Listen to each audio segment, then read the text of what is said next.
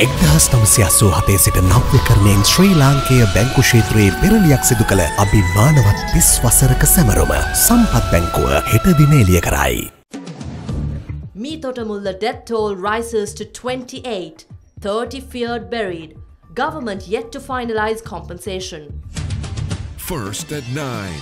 This is Other Derana 24/7. Funerals of 16 Meethotamulla victims conducted. Sri Lanka-Vietnam Prime Ministers hold bilateral talks, pledge to enhance trade. Wildlife official kills elephant in rescue mission. Turks vote to give unprecedented powers to president.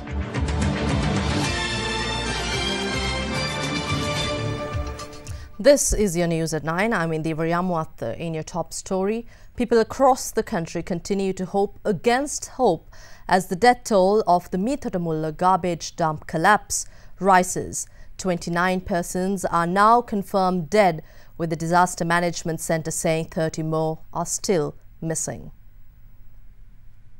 A section of the massive garbage dump in Meethotamulla collapsed on Friday, with 29 residents confirmed dead and at least 30 more people believed to be trapped under it.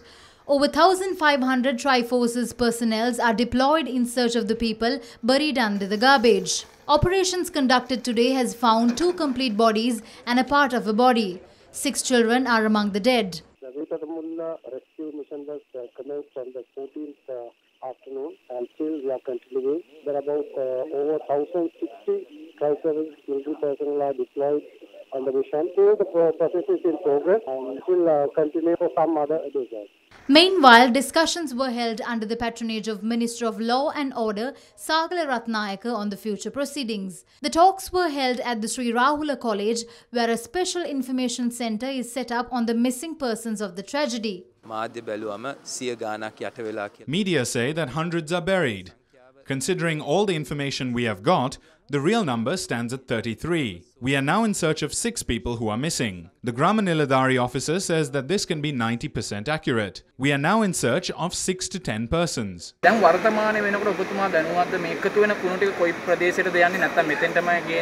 garbage is not brought here. We are working to remove the garbage from this location, and I'm unaware as to where it's being dumped. 50 members of staff, including the Tri-Forces personnel, police, Department of Valuation, Colombo District Secretariat, Kolonnava Divisional Secretariat and the Disaster Management Centre were deployed to commence the assessment of property damage. The Disaster Management Centre said 79 houses have been completely destroyed by the collapse, with 17 houses partially destroyed. Still the rescue missions are going on with the support of Army.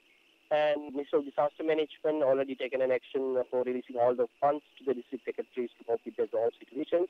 Today there was a meeting held with His Excellency the President of Sri Lanka, and most of the agencies they agreed to cope with that situation in 24-hour basis until that time. And people will be provided all the relief items as well as the houses will be provided as well. So far, 74 people been temporarily accommodated in temporary safe locations, and they have been treated with all relief items. Disaster Management Centre already established the emergency communication unit and there's emergency operation unit at the ground at the first day of the incident. And we are coordinating all other agencies to cope with that situation. We are giving police cooperation, and 117 call center number is still open for all upcoming matters, and we have lots of calls are coming daily. And still around 30 people been missing. That data has to be updated. 980 persons of 228 families have been affected by the tragedy. 129 persons from 26 families are being temporarily housed at Terence N. De Silva Mahavidyalaya, Kolonnava.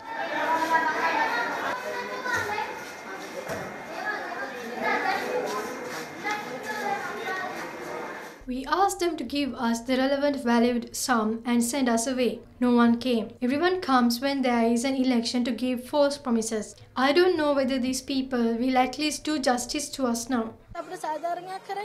Meanwhile, the Minister of Disaster Management, Anura Priyadarshana Yapa, elaborated on the current situation. We believe that 30 persons are missing. We can't declare them dead. They might be trapped under piles of garbage. So, we don't want to give up hope on their lives yet. And the final rites of 16 victims of the unfortunate Meethotamulla tragedy was conducted at the Kolonnawa Public Cemetery today. 29 people, including 6 children, were killed in the Meethotamulla garbage dump collapse.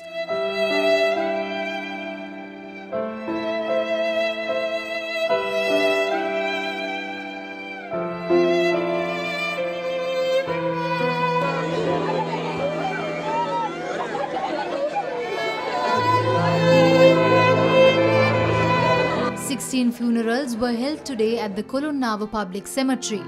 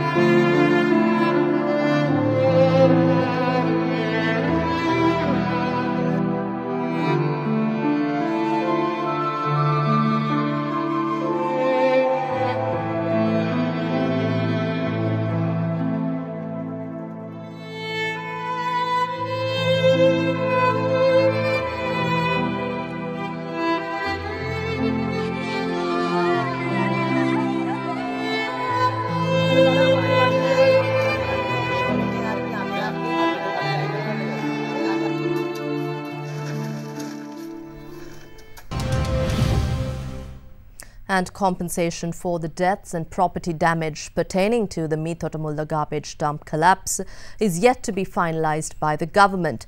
Minister of Disaster Management Anura Priyadarshana gave clarification on the matter.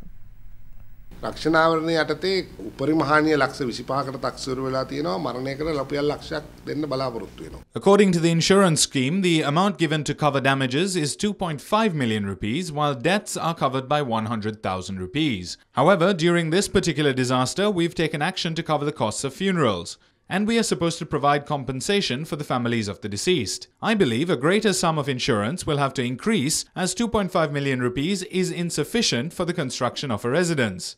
So, the government has agreed to do what is necessary.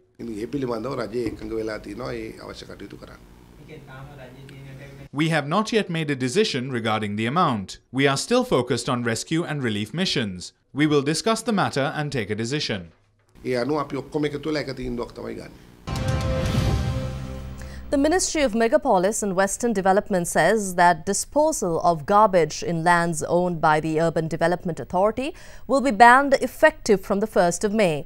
In a statement, the ministry says that any local government bodies seeking the use of UDA-owned lands have to bear the necessary expenses using their own allocated funds. Meanwhile, Megapolis and Western Development Minister Champika Ranawaka said that the UDA will work with the Sri Lanka Army to rehabilitate the Meethotamulla garbage dump and the surrounding area. Commenting on Friday's calamity, Minister Ranawaka went on to say that the ministry had earlier in February issued a cabinet paper regarding the Meethotamulla garbage dump with instructions to the Colombo Municipal Council prohibiting the disposal of garbage in the Meethotamulla area. Instead, the CMC was also instructed to take necessary steps to find alternative locations for garbage disposal. And Prime Minister Ranil Wickremesinghe and Vietnamese Premier Nguyen Xuan Phuc held bilateral discussions today at the President's office in Hanoi, Vietnam.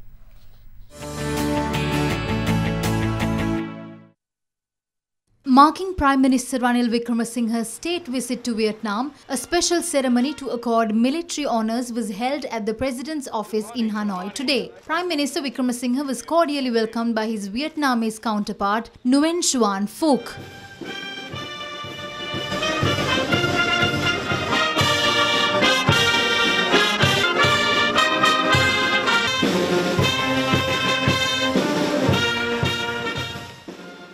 the two leaders held bilateral discussions in which they had agreed to increase the trade cooperation to $1 billion. The premiers had also agreed to further strengthen public and private sector relations between the two countries. During the discussions, Vietnamese Prime Minister Nguyen Xuan Phuc had expressed his admiration towards Sri Lanka's progress in economic and social development sectors. He had also expressed his confidence on the current reconciliation process adopted by the Sri Lankan government. The progress related to activities carried out by the Sri Lanka-Vietnam Trade Committee was also reviewed, and was decided to appoint an assembly consisting of both public and private sector scholars to further strengthen economic relations between the two nations. Prime Minister's Secretary and Vietnamese Deputy Minister of Foreign Affairs were then appointed to overlook activities related to the particular assembly. A special media briefing was held following the bilateral discussions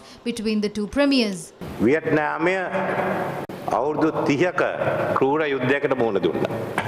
Vietnam faced a brutal war for 30 years, but they protected their country, and for the past 20 years they are in the process of rapid economic development. And we Sri Lankans, who faced a brutal war ourselves, have to also find ways to reach a long-term economic development in order to give a better living standard to our citizens. That is what I have come here to discuss after accepting the Vietnamese Prime Minister's invitation. And both of us agreed today that the economic values the two countries share should be $1 billion.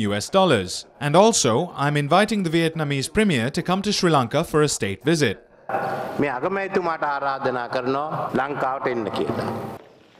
Later, two MOUs were signed between Sri Lanka and Vietnam. Accordingly, the agreements on active plan for 2017 to 2019 related to agriculture development cooperation and education cooperation were signed in Hanoi today.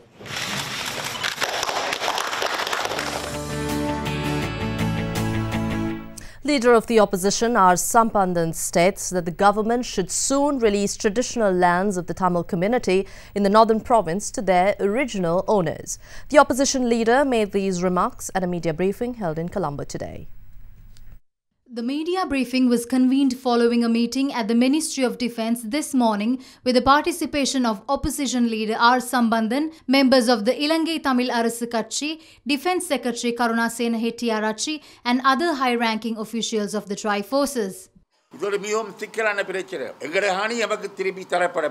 This is a crucial problem. The government should give our lands back. We don't want to give these lands to anybody else. But if, for security purposes, they want to build a runway in Walikam and Teliapalai, we would like to cooperate with the particular decision. But it shouldn't be the reason to delay the release of the rest of our people's lands. People have been displaced for the past 25 to 30 years now. We can't keep doing this. This has to end. The Army Commander informed us that all actions are being taken as per orders given by the President, Defence Secretary and top officials. They also told us that some of the land which are not used for security purposes have already been released and the rest of the land will soon be released.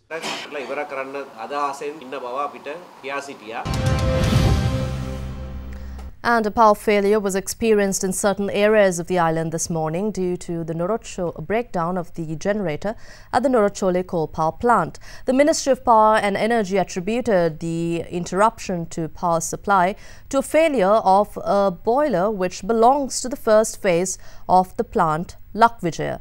They, however, said the failure of the generator would not affect the national power supply. In the meantime, the spokesperson of the Ceylon Electricity Board, Sulakshana Yajaratna, said it would take at least 3 days to address the issue as the technical team could not reach the boiler room due to its high temperature.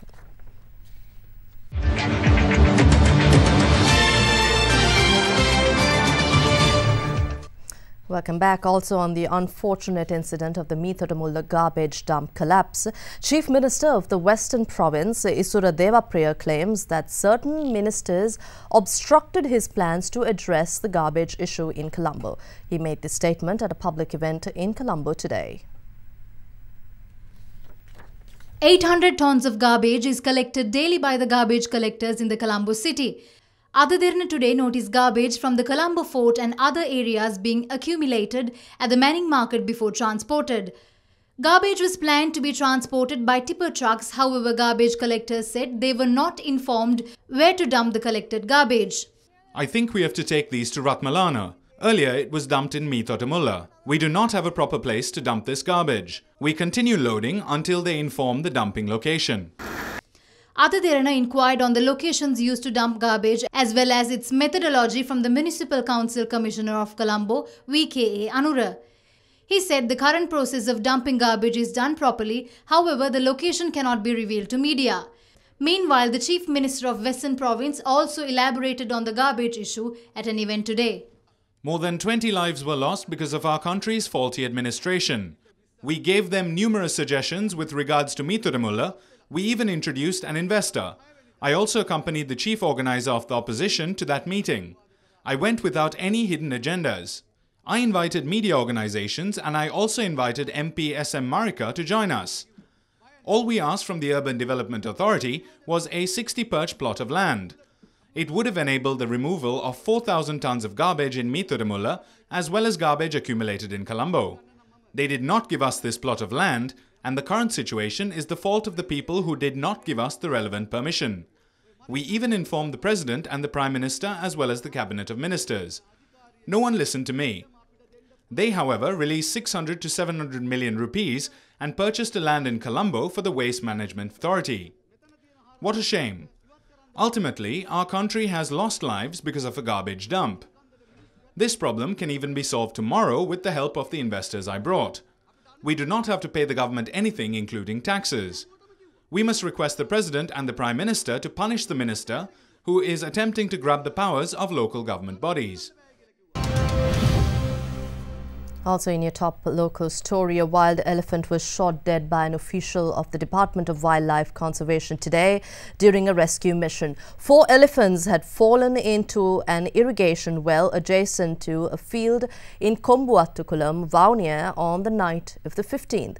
The elephant was shot during the rescue mission as it made its way alongside a backhoe using its efforts. Omante police were informed on Saturday of 4 elephants, including 2 calves, trapped in an irrigation well adjacent to a field in Kombuattukulam. Wildlife officials in Vaunia, with the assistance of locals, launched a rescue operation to save the elephants yesterday. The calves were rescued, but the mission had to be halted due to fading light. Rescue efforts recommenced today and a backhoe was used to rescue the 2 mature elephants.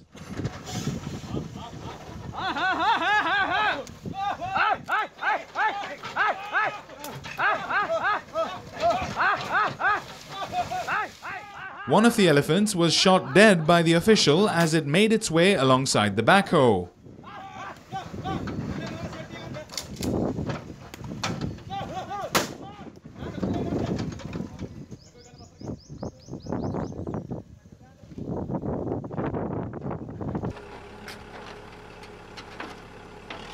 During an inquiry by Derana, the Omante police said a complaint has not been filed in this regard. We contacted environmentalist attorney Jagat Gunawardena to inquire about the legal and ethical grounds of the incident.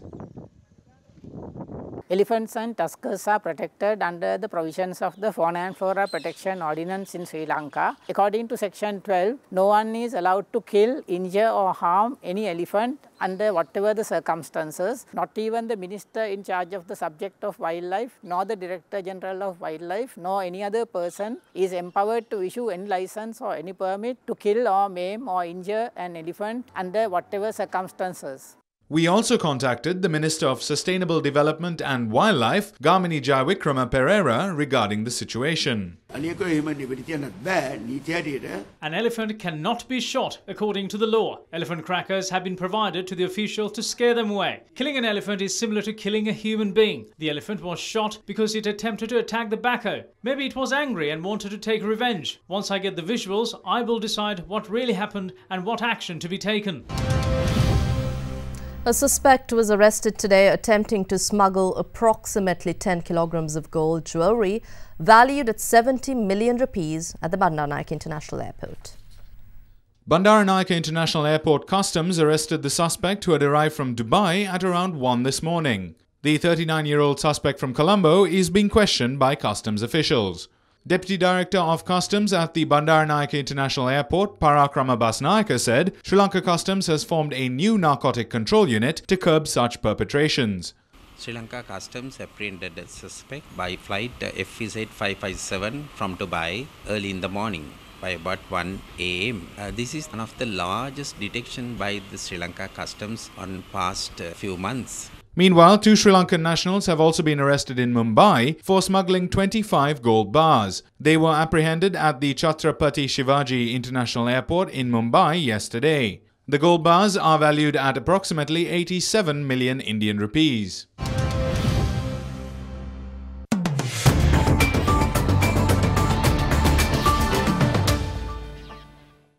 A new report on Sri Lanka's finance sector expects slower credit growth on the back of moderately tough conditions to operate with thinning margins and new loan-to-value regulations. The report by FC Research titled Finance Sector points out that non-performing loans are likely to be slow amidst appreciation in vehicle prices. However, FC Research believes that despite tough conditions, larger finance companies have an advantage in the sector.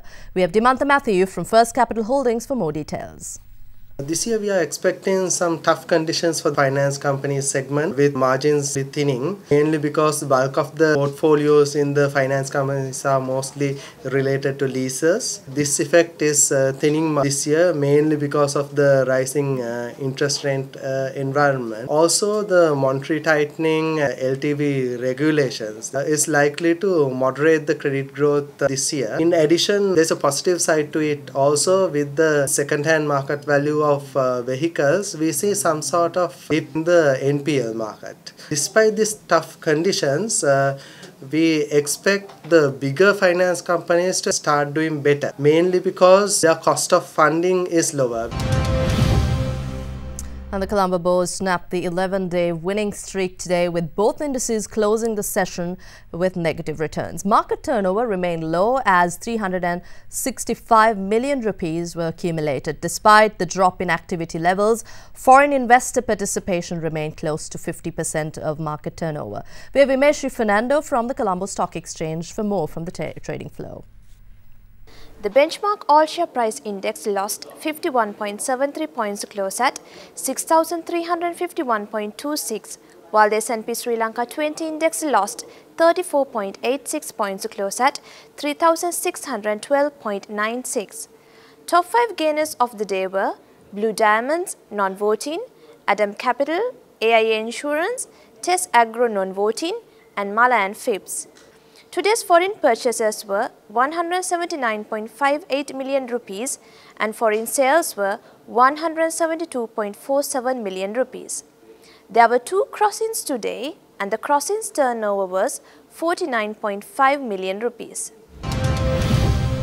And in your international business stories, China's economy grew by 6.9% in the first quarter of 2017. The country's National Bureau of Statistics said the growth was well above the full-year target of 6.5%.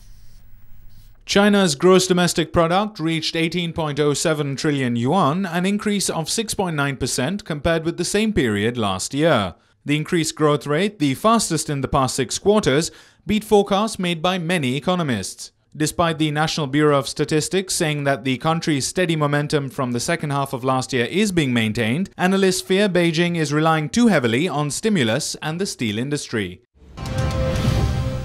And now we take a look at how the Sri Lankan rupee traded across other major currencies during the day.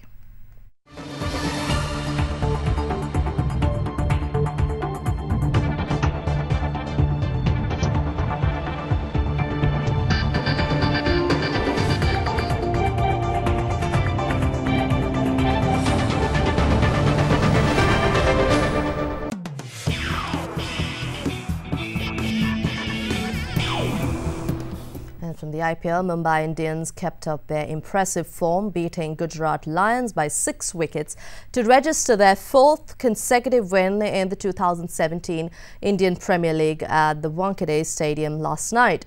In the other match of the evening, rising Pune Super Giants registered their 2nd win of the season, beating Royal Challengers Bangalore by 27 runs at the Chinnaswamy Stadium. Gujarat Lions notched up 176 for the loss of 4 wickets in their 20 overs. Brendan McCullum smashed a 44-ball 64 and was bowled by Lasith Malinga. Dinesh Karthik's unbeaten 48 in 26 deliveries accelerated the run rate in the latter stages. Mitchell McClenaghan claimed 2 scalps for Mumbai.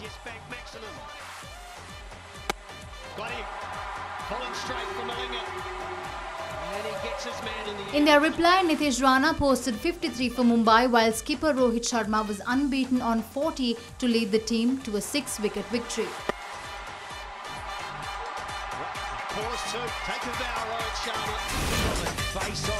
Meanwhile, in the other match, rising Pune Super Giants batted first and put 161 on the board for 8 wickets. Ajinkya Rahane and Rahul Tripathi posted a 63-run opening stand. Former skipper MSD, however, stole the show with the biggest 6 of the 2017 IPL season, launching it to the roof of the Chinnaswamy Stadium.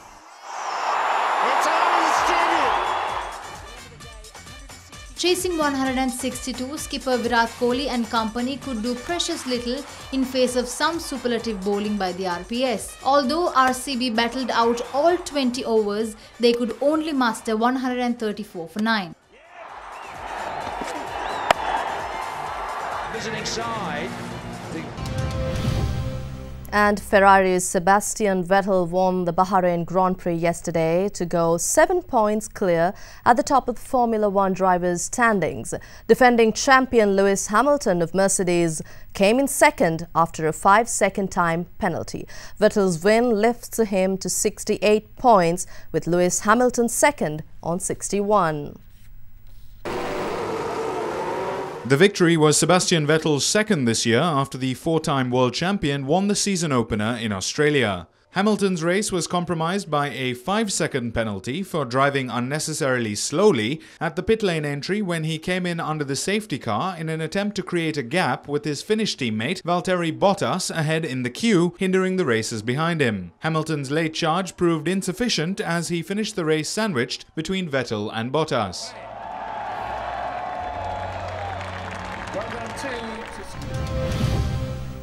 And Chelsea's lead at the top of the English Premier League was cut to 4 points with 6 games to play as they suffered defeat at Old Trafford last night to rivals Manchester United. Defying pre-match predictions of a defensive approach, United manager Jose Mourinho set his team up to attack at a high tempo, even leaving top scorer Zlatan Ibrahimovic on the bench. Marcus Rashford and Ander Herrera scored for Manchester United, who have moved to 5th and are 4 points behind Manchester City with a game in hand. To beat them in the Premier League, and how long ago? 4-0. Chelsea failed to register a single shot on target as Ander Herrera marked Chelsea talisman Eden Hazard out of the game. The Spanish international also had a hand in both United goals. After an interception and a through ball for Rashford's opener, Herrera then pounced on Ashley Young's cutback to fire a deflected shot past a stranded Begovic in the Chelsea goal. Chelsea now lead by only 4 points but have a gentler run-in compared to second-placed Tottenham, who still have to play Arsenal, Manchester United and defending champions Leicester.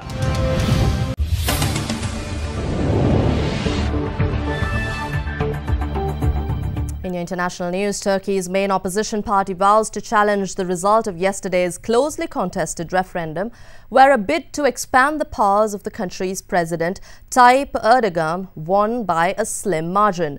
While the country's Supreme Electoral Council said the result of the referendum is valid, the Organization for Security and Cooperation in Europe has submitted that the referendum process was held on an unlevel playing field. Voters in Turkey, as well as expatriate Turks living across Europe, said yes by more than 51% to expand the mostly symbolic rule of president replacing Turkey's parliamentary system with a powerful executive presidency. The referendum result will enable the president to directly appoint top public officials, intervene in the judiciary, and issue decrees. Turkey's main opposition party, the Republican People's Party, has questioned the legitimacy of the result, citing electoral irregularities and calling for a recount, while opposition supporters took to the streets in protest. The country's Supreme Electoral Council, however, refuted the claims, asserting that the referendum was valid. The referendum was held amid a state of emergency declared following a failed coup attempt against President Erdogan last July. Under the rule of Erdogan, the middle class has ballooned and infrastructure has been modernized. The gains, however, are overshadowed by increasing curtailment of media freedom. And the United States will not tolerate further missile or nuclear tests by North Korea. Vice President of the United States Mike Pence made the remark today in Seoul, citing U.S. attacks in Syria and Afghanistan as instances of the country's resolve.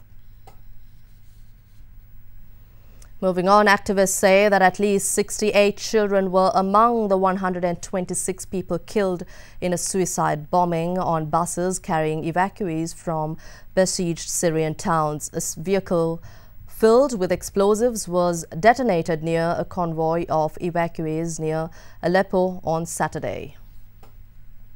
The Syrian Observatory for Human Rights stated that at least 109 evacuees were killed, besides aid workers and rebel soldiers. The bomb went off at a checkpoint where the handover of evacuees was due to take place. International media report that a vehicle arrived under the guise of distributing food, attracting many children before exploding. No group has claimed responsibility, but the Syrian government has accused the rebels of carrying out the attack. And that's all we have from the News Centre. For the very latest, you may log on to www.otherderana.lk or follow us on Twitter @otherderana. And before we go, we would like to leave you with some visuals from our second most ancient kingdom, Polonnaruwa, which was first declared the capital city by King Vijayabahu I, who defeated Chola invaders to reunite the country once more under a local leader. We wish you a wonderful evening. Good night.